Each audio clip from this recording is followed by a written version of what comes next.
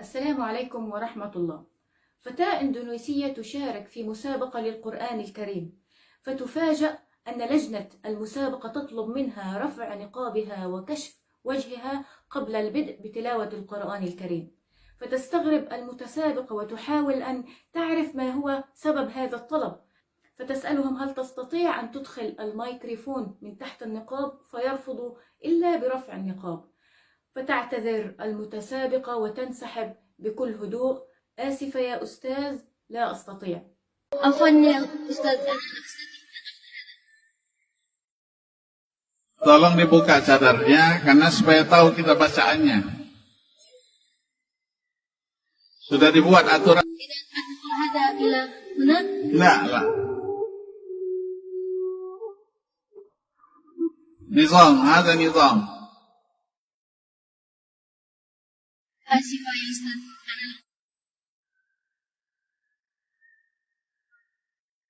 هاي المسابقة كانت المكافأة بها 30 مليون روبية أندونيسية.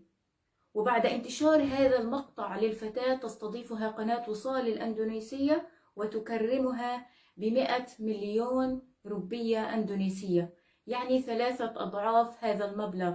كما أنها تطلق مسابقة جديدة بحمل اسمها، وهي اسمها ميسرة، مسابقة للقرآن الكريم باسم هذه الفتاة. ليس هذا فقط، بل وتتنافس الإذاعات التلفزيونية لإجراء مقابلة مع هذه الفتاة وتكريمها لموقفها وانتقاد لجنة التحكيم التي اعتذرت بعد انتشار هذا المقطع. اعتذرت من الفتاة لطلبها، لأنه كان بكل بساطة عمل لجنة للنساء للتأكد من شخصيات الفتيات المنتقبات مثلا، وعدم وضعهن بهذا الموقف المحرج.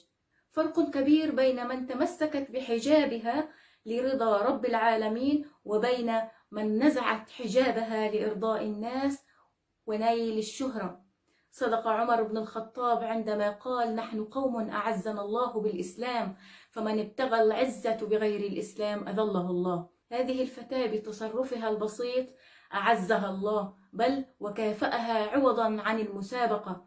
فها هي تنسحب بكل هدوء، ولكن اسمها أصبح معروف في جميع دول العالم، ومكافأة مالية أكبر 3 أضعاف من المكافأة التي كانت ستأخذها من المسابقة. وهي رسالة لكل شخص في جميع أنحاء العالم: اعتزوا بإسلامكم، اعتزي بحجابك، اعتزوا بشريعتكم. لكل شخص يتعامل في الحرام، يعمل بعمل حرام بالربا أو غيره ويخاف أن يتركه، لأخت تعمل في شركة تخاف أن تلبس الحجاب خوفا من أن يرفضوها في العمل. قاعدة أعطانا إياها رسول الله صلى الله عليه وسلم: من ترك شيئا لله عوضه الله خيرا منه. من ترك شيئا لله، اترك كل أمر يغضب رب العالمين واجعلها لله، والله يعوضك ليس مثله بل أفضل منه. وصدق قتادة السدوسي عندما قال: لا يقدر رجل على حرام ثم يدعه ليس به إلا مخافة الله إلا أبدله في عاجل الدنيا قبل الآخرة.